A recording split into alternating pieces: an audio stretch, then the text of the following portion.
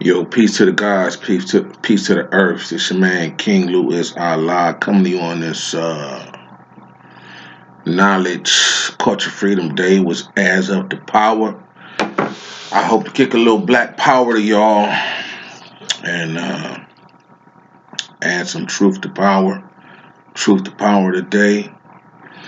Um I'm gonna talk about Malcolm X some more. Like I said, that's my uncle, my adopted uncle. That's my man's, right? Without him, I don't think I would be striving for enlightenment today. And I don't think I would have the knowledge or the understanding that just my surname and my name and my surname is not my name. You know, based on my uh, ancestral lineage. My father, grandfather's name, which is my name, is not my name, so on and so forth. But I just want to correct myself. I said in a couple videos back, I think it was, um, that Malcolm uh, preached, talk what he preached or something like that. I was saying something like that. What I meant to say, as far as JFK, and I was explaining what Malcolm was saying, and so Malcolm,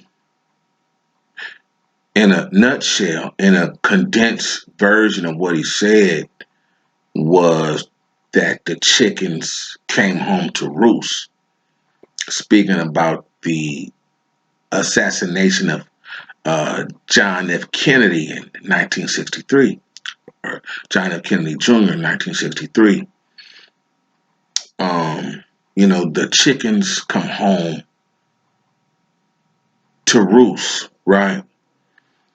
And what Malcolm was saying was, you reap what you sow. That's what he was saying. When the chickens come home to roost, that means JFK, uh, reap what he sowed. Reap what he sowed, which was war and murder. Now, you got to do your research on this period in time. This, this history is really truly deep. Especially in New York, right? Um, as a striving 5%er, nation of gods and earth, striving to be God. You got to do, you know, you, your history on, you know, the founder, and why he left the Nation of Islam, or he got put out, and why he started the Nation of Gods and Earths. You need to do your history. And so if he was if he was a member of Temple Number 7, which is the Harlem Temple, which was one of Malcolm's main temple, then he had to go through Malcolm in one form in one form or another to uh, be a part of that temple. And so man, in my opinion, Malcolm, was the man. Malcolm was the God. Malcolm was supreme head over there. And so in doing my history on the father, I find myself, we gotta, we should follow Malcolm all the way to, his end. Malcolm never ends, but all the way through his unfortunate assassination, right? We should follow him all the way through, from beginning to end. And because he got uh, displeased with the Nation of Islam and its leadership, the same with Father. And, both, like I said, both of them were suspended. But, um, yeah, so, and so this statement, the chickens come home to roost, meaning, you reap what you sow. And so people, and so this is why the Nation of Islam try to deflect off of them that the FBI killed Malcolm or the NYPD killed Malcolm.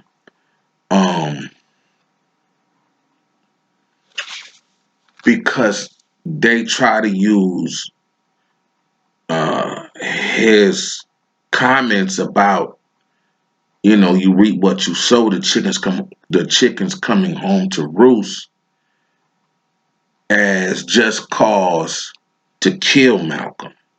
He's saying, the Nation of Islam believe Malcolm stirred the hornet's nest when he,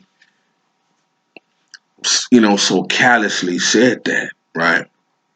You reap what you sow, which means, the practicing or the sitting he believed the sitting president of the United States at that time, which was JFK, was practicing uh, war and murder on, and so it gets deep because it gets deep because JFK and his administration and the military at that time they got mad at Dr. Fidel Castro. I come to find through research, Castro got a uh, got a PhD in law. So he was in 1950 something. He got it. So he was actually Dr. Fidel Castro. And when he took uh, rule over Cuba, he sanctioned, um, you know, what you call it, em- embargoes or on U.S. companies. And so he nationalized all U.S. companies, which means he took over all U.S. companies in Cuba. He just took them from the U.S. owners, and those owners pressured JFK to do something about it. So they set out the JFK administration and the corporations that Cuba took set out to get revenge by killing Castro. Now, and it's deep because in 1960, in 1960, Castro visited New York. He had he was speaking at the United Nations, and him and his entourage got put out of somewhere, and they wound up in Harlem, and Malcolm invited them to stay in the world famous Teresa Hotel. It was, they say similar to the Waldorf, right? The Waldorf, right? And it was a very popular uh, black consumer hotel, very popular.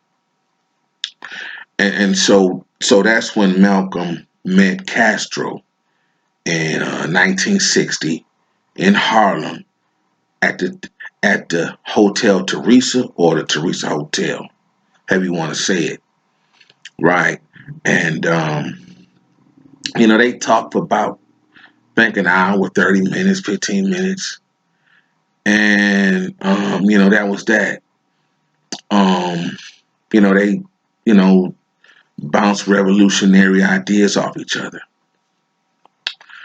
and so I began. So I believe Malcolm, uh, you know, must have followed Castro's movement, right, and had an opportunity to search Castro in 1960 in the United States. Ironically, and that was October. I go October, September, October, November. That was October, I think it was, and that was September 19th, 1960. October 1960. Guess who gave a speech in front of the Teresa Hotel? JFK. He was campaigning to be president,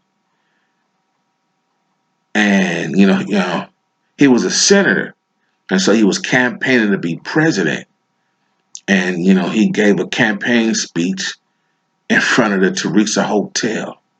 This is a month after Castro and Malcolm met there. I'm not sure. I think the N.O.I may have an office in the Teresa Hotel. So the Nation of Islam in 1960 was doing business with the Teresa Hotel, and in 1960, JFK spoke as a senator in Harlem in front of the Teresa Hotel, and he was brought out by Adam Clayton Powell Jr. I think Shirley Chisholm was there, and some other well-known black representatives and activists of the community. And they say JFK was talking freedom for everybody, right? And so, and so that's where it gets deep, right? Because you know, just a month before, you got Malcolm and Fidel at the Teresa Hotel in Harlem, and then 1 month later, JFK holds a campaign speech there, right? And then 3 years later, you got, as Malcolm's popularity grew and the Nation of Islam's popularity grew, and the civil rights movement took off with MLK, and JFK became president. Um,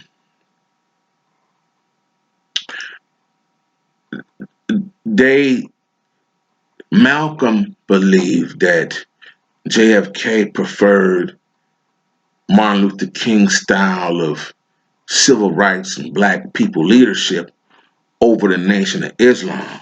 So, in in in in some speeches, uh, um, JFK, you know, there's some recordings that Malcolm made speeches by, I guess, based on some articles that that the media wrote, and JFK's opinion of the N.O.I. and other black militant groups was that they were to be considered hostile, right? Over or different than Martin Luther King.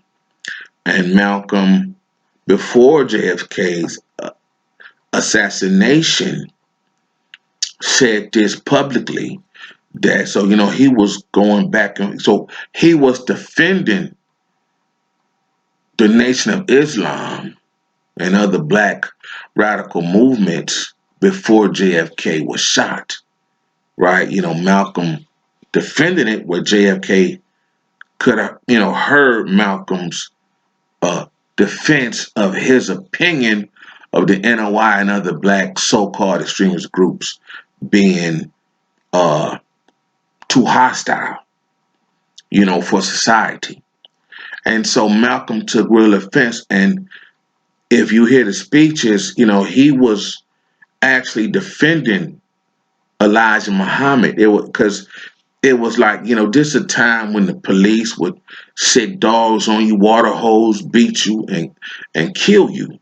And so Malcolm felt a certain kind of way about JFK setting a narrative on a so-called religious group, or trying to set the atmosphere on a so-called religious group, that they be treated as hostile by the police and the general public, people that don't know what they are about. And so Malcolm took offense to that while JFK was alive, right? He said these things while JFK was alive. And so then JFK gets, and so you got the JFK administration um trying to kill Castro. I heard that they wanted to shave his beard. They dropped some, I think, locusts on some crops down there.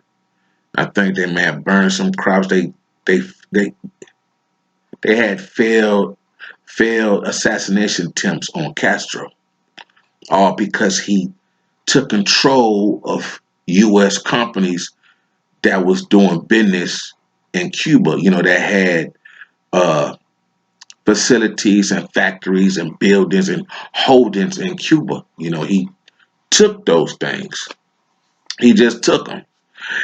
And then you got the Bay of Pigs, where it was almost a war when uh, Cuba allowed Russian missiles to be pointed at the U.S. Now, Cuba, they say 90 miles from Florida, I think 90 miles from the coast of Florida. And so, and so to get Russia to stand down, the U.S. JFK had to remove missiles from Turkey and Italy. It was U.S. missiles in Turkey and Middle Italy, and they was probably pointed at Russia or some Russian ally, right? So this is like chess going on, right? And Cuba was an ally to Russia, you see, and so that's why they tried to kill Cuba. I mean, kill Castro. And Malcolm is watching all this. He sees all this, and now you got the JFK administration mad, the military side of things mad that they didn't go to war. You don't. They removed or took down missiles in Turkey, U.S. missile bases in Turkey and Italy had to be removed before the U.S. before Russia moved the missiles from Cuba. And they was mad at Castro for that. So Malcolm was not mad at Castro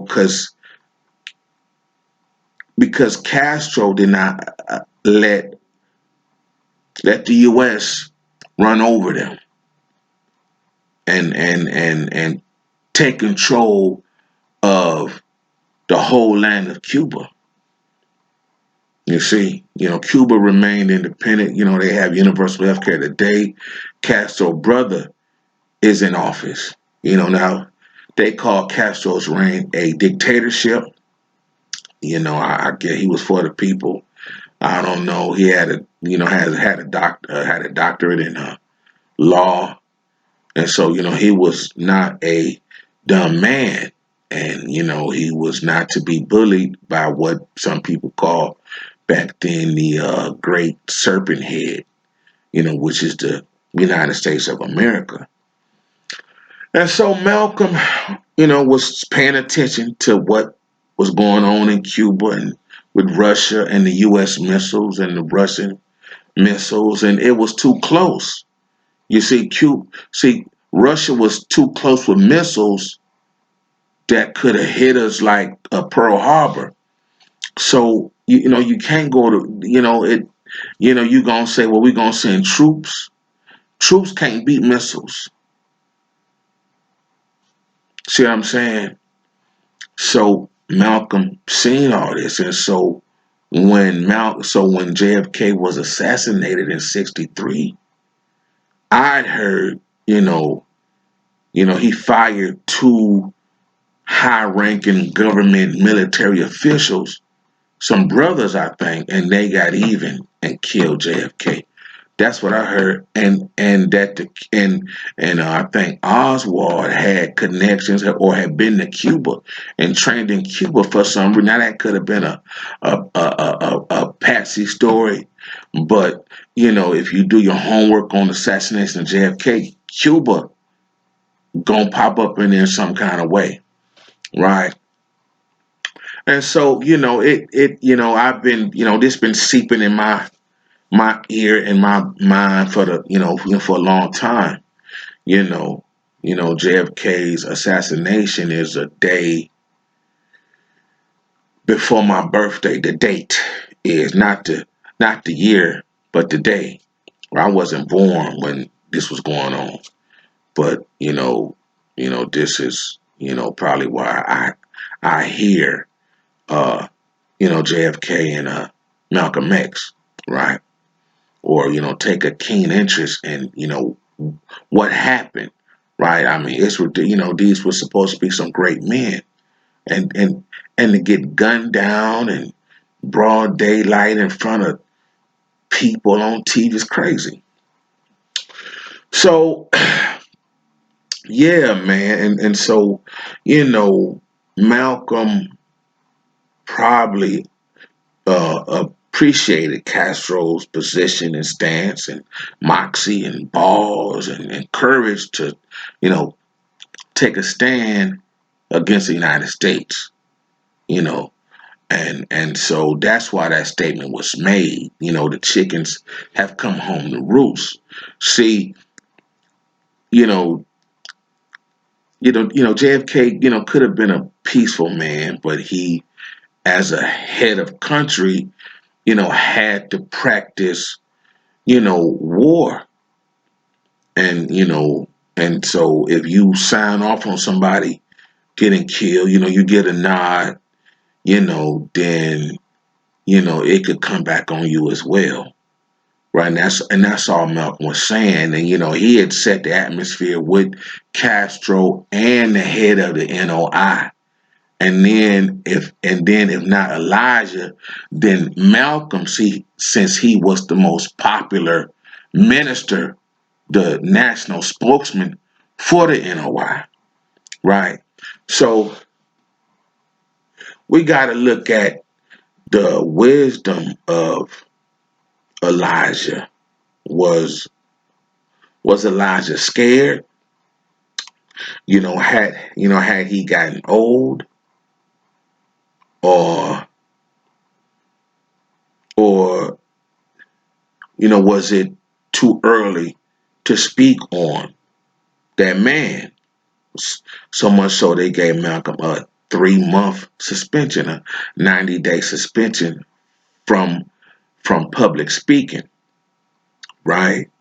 And so we can only look at hindsight. Hindsight. Well, if Malcolm spoke on JFK when he was alive and disagreed with JFK setting the atmosphere to get Castro killed and Elijah and Malcolm himself killed and other black people that's members of the N.O.I and the Black Panther political party and all these other things. Then Malcolm, he was all right. If it was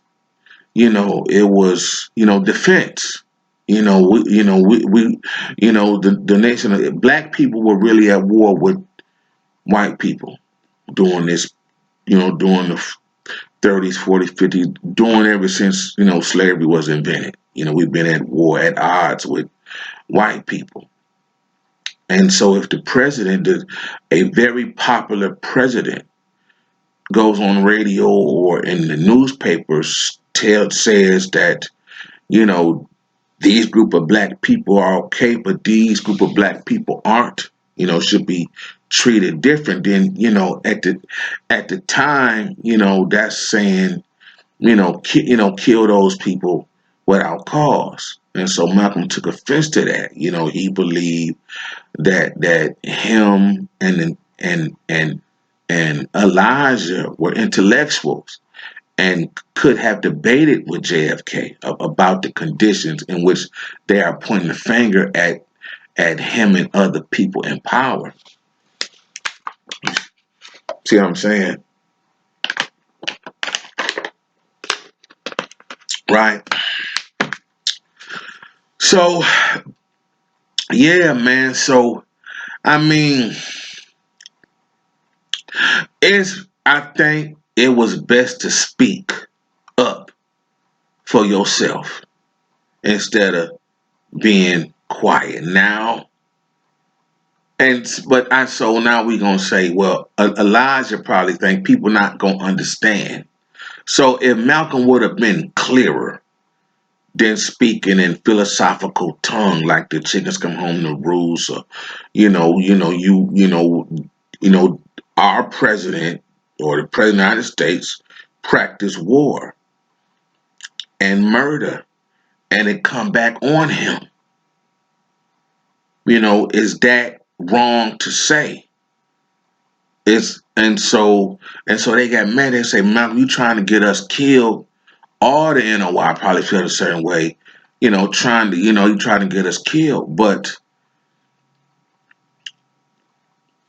Malcolm was taking a stand, so he was probably turned up that Castro won that because in order for Russia to back down, the U.S. had to remove lower missiles from Turkey and Italy for real, right? And Malcolm was probably impressed, you see, and so he said, Castro withstood an assault on a personal assault on him from the United States of America, the Great Devil, and survived and won. And so he's probably turned up. So what he said wasn't wrong or bad. It was probably the timing of it, and it was kind of callous because that man had a family and he had some respect from people that lived in Harlem because he campaigned in Harlem, right? So, man, it's a touchy subject talking about when leaders get killed and they are held in high regard with the general public. You got to choose your words carefully, right? So, so. But I don't think that was what made Malcolm leave. I don't think I think it was a combination of Elijah not wanting to be active or, you know, order FOI to uh, uh, march and form, mobilize on, the the LAPD that shot Ronald Stokes, N.O.I, and, not be more active in the protection of black people and black business. I think Malcolm saw he was turning into all talk. And then when the all the babies pop up, Malcolm was shocked. He was taken aback, right? And so, um, it was a combination of all that.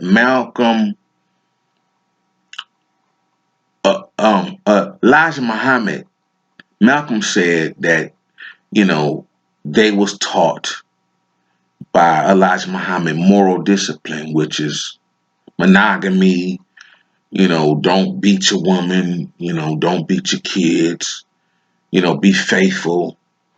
And he pop up with two babies that's with two women that's suing him. Malcolm said he was more mad that he ousted the women with the babies than protecting the woman and the babies. And then um then and so he was probably through. He called Elijah and the Nation of Islam a phony and a fake and a and a concocted religion made made by him to serve him. Right? Malcolm said that, was quoted in one of these books, right?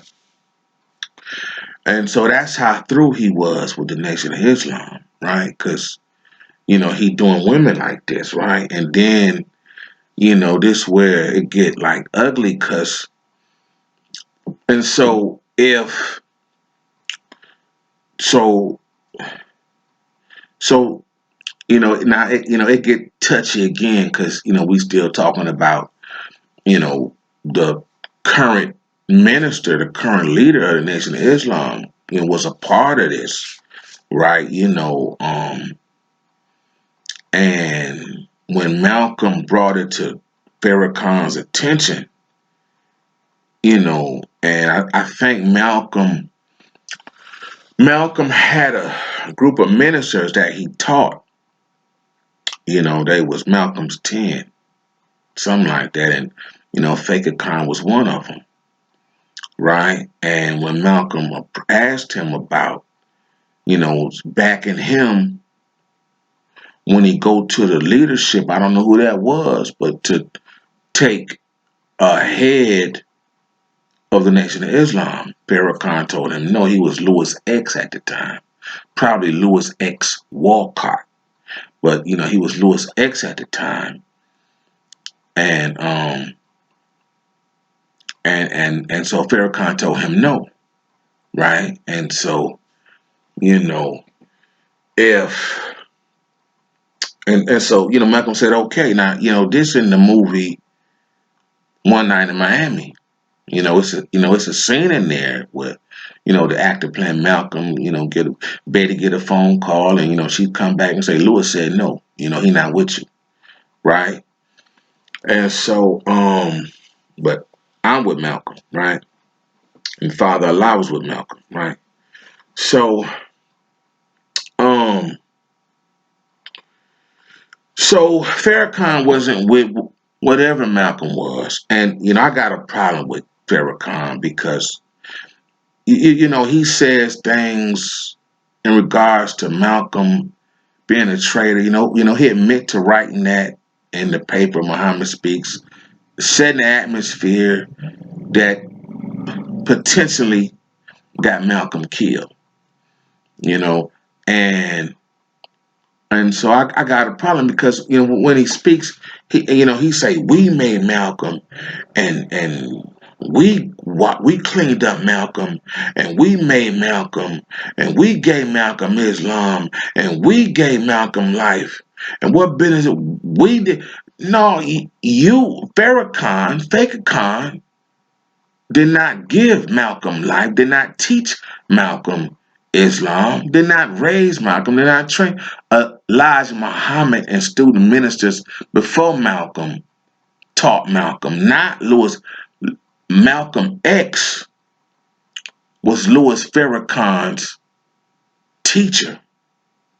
And so Farrakhan is trying to he's trying to change history to make it look like he taught Malcolm something.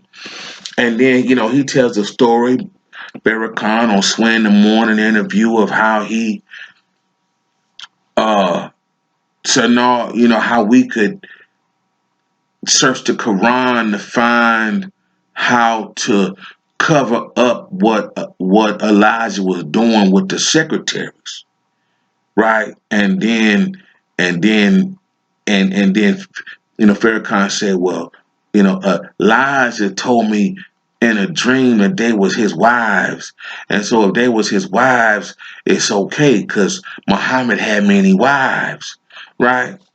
I say, well, if Elijah couldn't defend himself and he's supposed to be the leader and well read on the Bible and the Quran, he's supposed to be able to defend himself. And he would have went to the court when Malcolm asked Elijah to, that's when he said, I'll give the house back if y'all could bring Elijah to the Nation of Islam court and we could talk about him making babies with the secretaries and ousting the two other secretaries that's suing him in court for child support, right? But Elijah nor the Nation of Islam did not want to use their own court system. And they wound up firebombing Malcolm's house in Queens, I think it was, which was my birthday. The address was 2311. Right, my birthday is 11/23. Once again, probably where I hear Malcolm and JFK, right? So, that's the God number. That add up to the God number. Malcolm was in the Mosque number 7. He helped build that. That's the God number, right? 6, baby, plus Betty. Betty is the God. You understand? So, man. So, they trying to search the Quran to find the scripture where it uh accepts polygamy, right? And so I did a little research, and it says, the layman study version of the Quran. He say, praise God, we know by now that the only legitimate basis for polygamy is the Quran, or in the Quran is the care of orphans if they need that care. He say, once again, praise God. We know by now that the only legitimate basis for polygamy in the Quran is the care of orphans if they need that care. If you deem it best for the orphans, you may marry their mothers. You may marry 2, 3, or 4. If you fear less, you become unfair, then you shall be content with only one or with what you already have. And it says, if you take on more, you will if if you take on more, you will endure financial hardship, right? And so it say, even in the above, this was the Quran 4:3. Even in the above case of taking care of orphans, polygamy remains discouraged.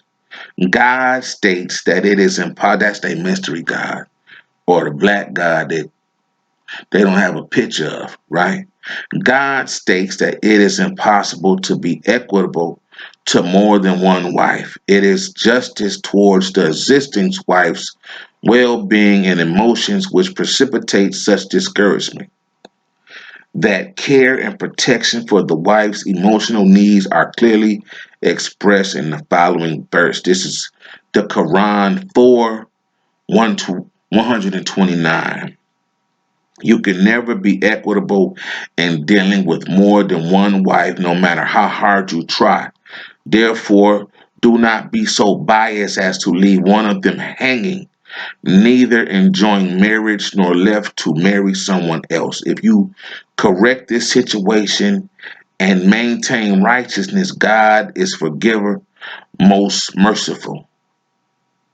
It says the straightforward ruling of monogamy and how it is supposed to be the usual way to engage the institution of marriage according to the Quran is in the following verse. God states that marrying another wife is through substitution, not addition, right? So that means if your wife pass or leave you, based on layman's Quran version, layman mean plain text English, you know, you could, but not add on. Quran 4:20 says, if you wish to marry another wife in place of your present wife, and you had given any of them a great deal, you shall not take back anything you had given her. Would take it would you take it fraudulently, maliciously, and sinfully over the years? You know, Over the years, we have witnessed widespread abuse of these verses by Muslim men practicing polygamy against the ethics and the spirit of Quran and against the free will of their existing wives. Right? So that right there, that is Quran 4:20 and Quran 4:3 and Quran 4:129 that says, the Quran forbids polygamy and taking multiple wives only in the case of, you know, there is they're orphans and you have to marry a mother to avoid financial hardship. You see what I'm saying? That's like pimping. If I take on more wives, I should avoid financial hardship. You see what I'm saying?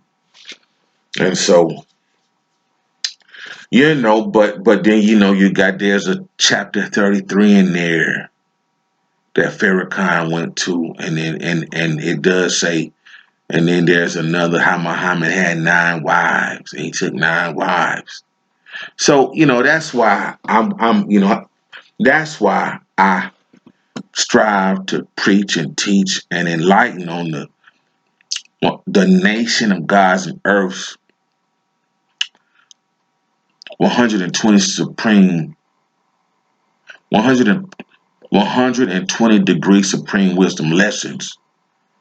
That's why I stick to that, because the Bible and the Quran, they all got contradictory, a scripture.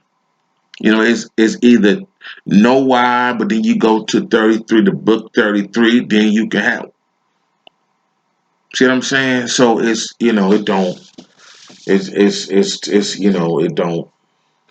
it don't make no sense. It go round and round with no solution. You can live how you want to live.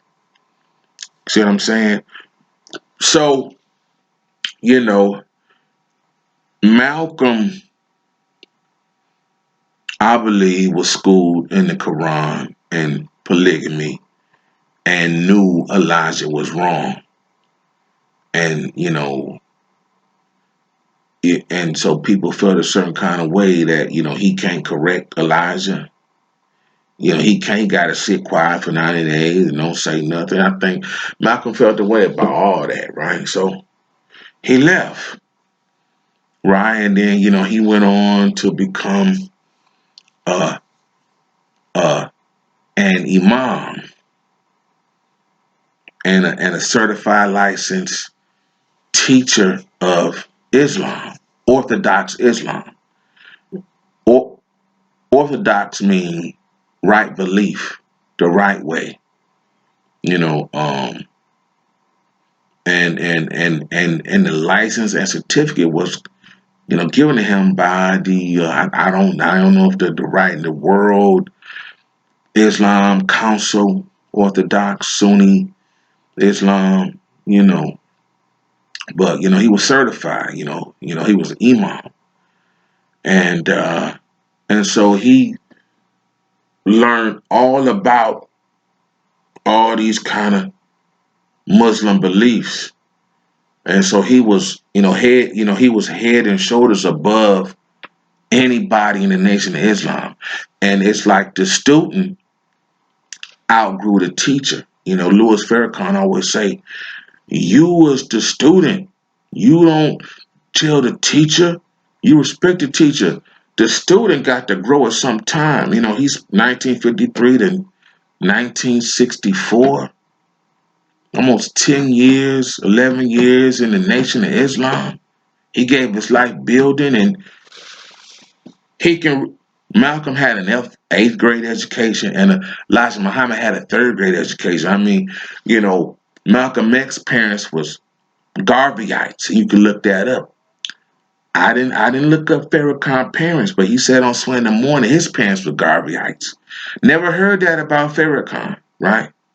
So I think that dude, I think they put stories out on the internet to back up after they tell lies about trying to take Malcolm identity, trying to take Malcolm life. Faker Khan said he was, he talked to Spike Lee about playing Malcolm in the being Malcolm in the movie.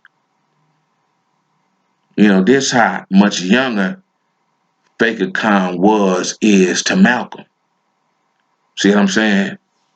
So, you didn't make Malcolm, you don't tell Malcolm, and Malcolm outgrew his teacher. It's 10 years, you got 4 years in high school, 4 years in college, plus a PhD and a master's. 10 years is enough for being school. Malcolm called bullshit on what Elijah excuse was about them secretaries. He called bullshit. Malcolm had his own public figure image, and fucking with Elijah Muhammad would have ruined and tarnished Malcolm's name. So he left him, and that ain't big headed, that ain't arrogant. That's him, displeased and disappointed about um what the head of the nation, his spiritual father, did. You see?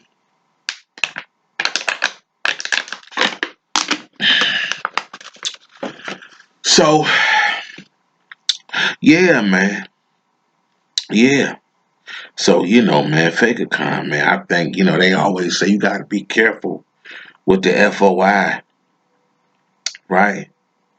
You got to be careful. Yeah, it was 2311 97th Street, New York, right? You got to be careful, right? Mm, mm, mm.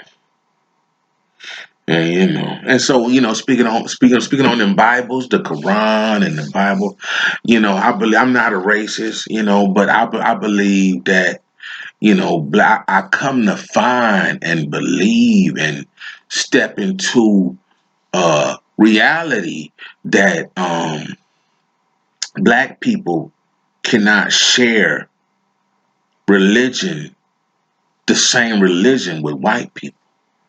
You see, back in the day when the KKK was running wild, and in your face, they would burn crosses on black people grass. Now the cross is a symbol of Jesus, of Christianity. And so if you got, these men in sheets burning crosses on your front and you black, they tell and you 30, 40, 50 years out of slavery, they telling you that ain't your God. They telling you there ain't no God, and I'm not trying to scare you or but I'm just, that's what they saying. You know, they saying to hell with your belief system. Now, do they want to get you? Are they being the devil in your life and trying to get you off of your belief system? Perhaps, but we don't. I believe we don't get far sharing the same beliefs in the same religion. That's that's Catholicism and Christianity and Baptist and uh, uh, you know Islam, Muslim. We don't. I don't think that religion is for black people. I heard two people say on the continent of Africa when asked what religion do you practice, and they was like warriorism, because we always got to fight for our land, our freedom, our spirit, our mind, our health, our life. Since the colonization of the Caucasian people, right? So man, God, man, you know, I don't know, man. I mean, if it was a God, I mean, I don't, man. If God love everybody, then everybody prayers need to get answered. That means no more people dying of cancer, HIV, COVID, and and God, give us the winning lotto mega every week. You see what I'm saying? Let me pick the right number, right? So, so people don't have to live in poverty, impoverished. They don't have to struggle. What for? If the money is there and the winning is there, the jackpot is there, and these things, and you can heal these things and fix these things, why not? I mean, what's the holdup? Is the 1 to 36. Would you wait on the same God you asking for other things, for food, if you were really hungry? Emphatically no, with an exclamation mark. You will not wait on a mystery God to feed you, to drop some food down. You will have to call, if you wanted food brought to your door, you will have to call Grubhub or your grocery store delivery service and go online and order that. Ain't no food not gonna come for free. See, money not gonna come for free, not for nothing, nothing. See what I'm saying? So I think we can't share, you know, uh, you know, religion with white people, and it's okay. It's not a diss to white people. It's a reality, right? That the Bible was introduced to black people, our ancestors, in slavery. It was against the law for black people that was enslaved to read or write and do math, but they could read the Bible, i.e., the movie Birth of a Nation, Nat Turner, right? He was reading the Bible. That's the only book they allowed us to read. Slavery, Christianity was introduced to black people, and it carried on all through our family tree line, down the line, up the line, right? And so, yeah, man. And so, Faker Khan left the Nation of Islam, I think, for 2 years, 1977, something like that. I think. And when he came back, he reinstated the FOI.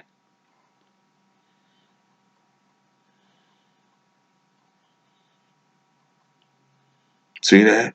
And so, there's some FOI uh, literature out there online, and it says the Responsibility of the FOI is that of a head of house, protection, provision, and maintenance of the Nation of Islam, all original people. The FOI are militant in the sense that our operations are done as a unit. Latin mili meaning one. He is a soldier.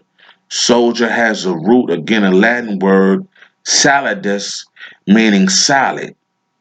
Belong means to be owned, to be owned by. And FOI is respectful to all, regardless of color, class, or creed.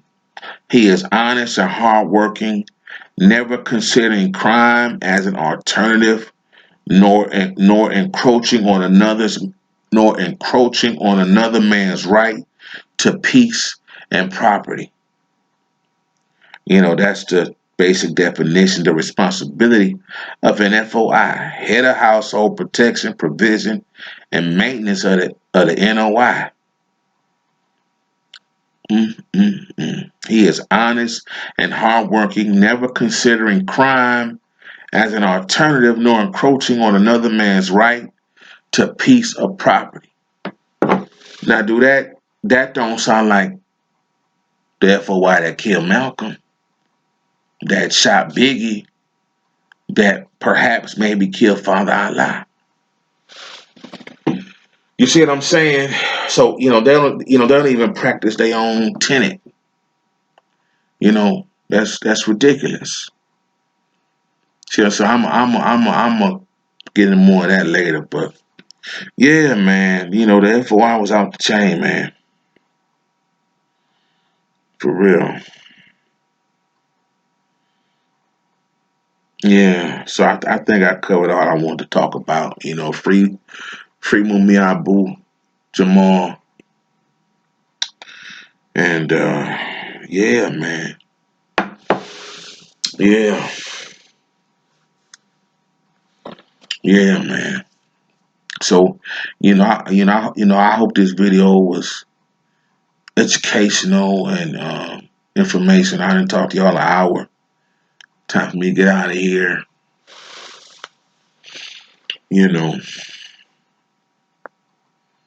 I'm out. Peace.